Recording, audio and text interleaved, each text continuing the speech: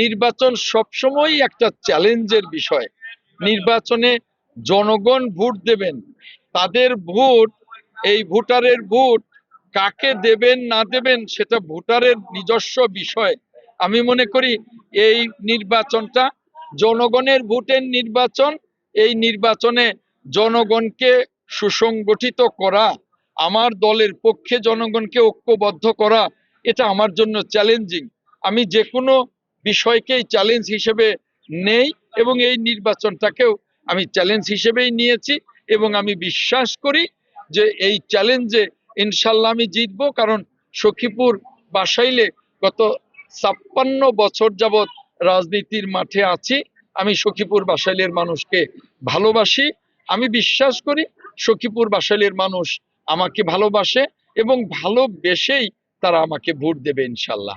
জীবনের সব আয়োজন এখানে একসাথে।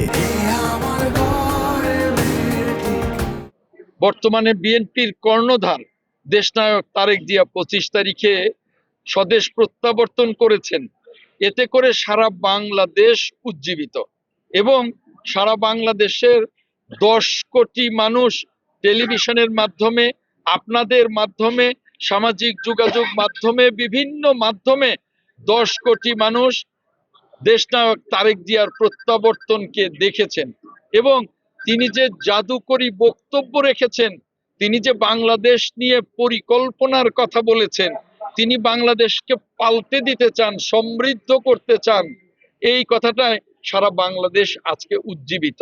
আর সেজন্যে আমি বলবো যে অন্যান্য রাজনৈতিক দল জোট করতে পারে, জোট হতেই পারে নির্বাচনে বা রাজনীতিতে, এটা তাদের বিষয়।